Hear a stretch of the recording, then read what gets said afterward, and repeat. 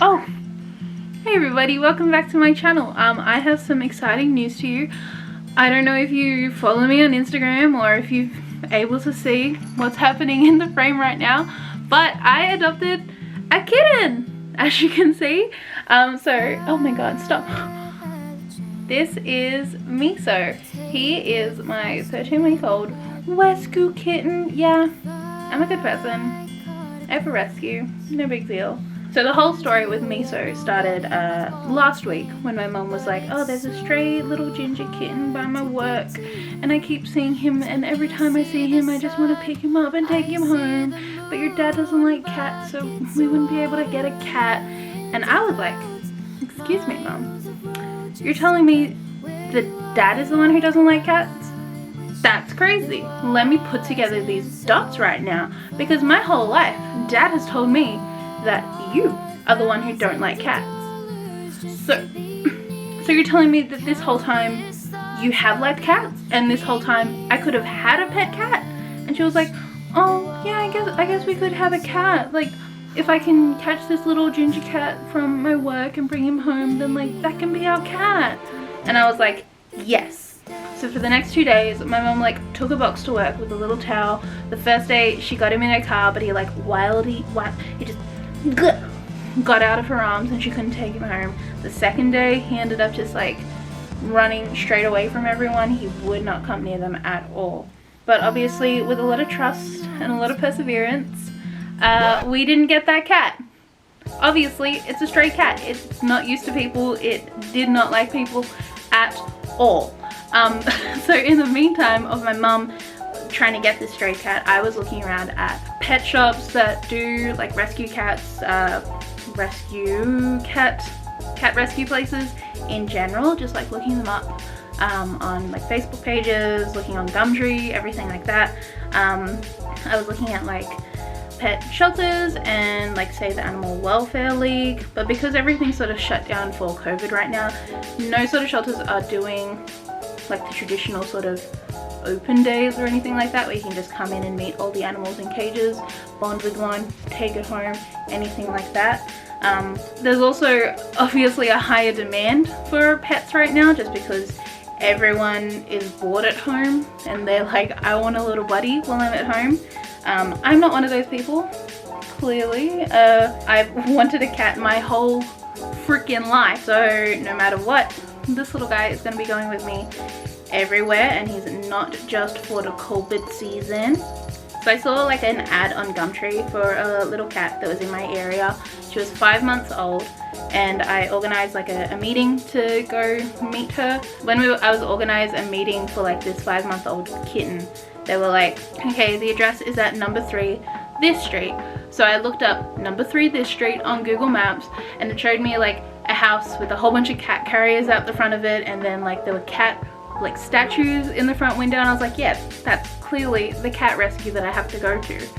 And then I get there on the day and my dad's like, the one with all the cat carriers, that's number 4, but number 3's there. Like number 3 looks normal, but number 4 is the one with all the cat stuff. And I was like, you're right, they did say number 3, so I'll just go to number 3 and like double check.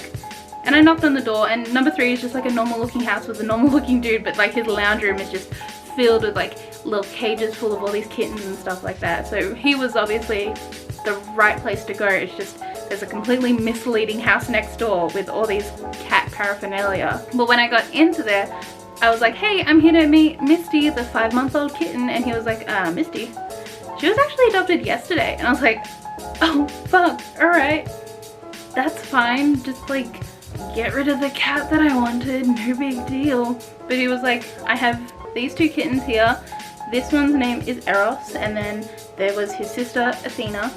Athena was like a tortoiseshell little kitten, like obviously the same age, they were from the same litter, like rescued from the same litter. But because Eros here, he was like a little white and ginger cat like the one that Mum had seen at her work, I was like, I have to get him so that Mum loves him even more and she's like more on board with getting a cat. If it looks like the one that she sees at her work and she like thinks is so cute and everything, I chose him. And I was like, that's it, you're adopted. I brought a cat carrier with me because I knew that it would be like love at first sight, adoption at first sight, and I just wanted him. I don't want to brag or anything, but I feel like I am definitely his favorite in the household. His favorite place to sleep is on my head. Yeah, so your favorite place to sleep on my head. His favorite place to be is like on my shoulders or in my arms or just like scratching at my face or anything like that. Okay, my camera just overheated and now he's just sort of sitting like this, and it's obviously really comfortable for me to also sit like this. I don't remember where I was up to, and I'm not sure if I don't know if I've said his name properly, but everybody, meet Miso. So Miso's original name at the rescue was Eros, as in like the Greek god of love and sex. But because this guy doesn't have any balls anymore, I felt like it was just cruel irony to have him named after a god of sex if he can't ever do it. I will say though, I have been like scritching his face and like scritching his tummy every now and then, and I see a little red rocket and I'm like, whoa, I didn't realize cats could do that. I thought it was only boy dogs that could do that. But no, apparently boy cats can do that.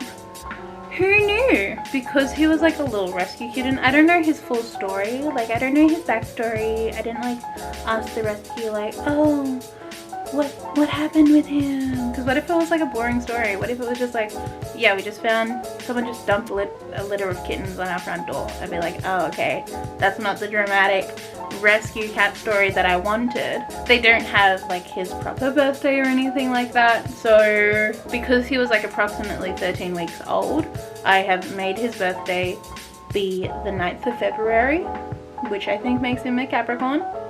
Don't really know what that means. Oh, look at his little foot. Is that a Capricorn? I might be wrong. I don't know. But yes, he is my little bundle of joy.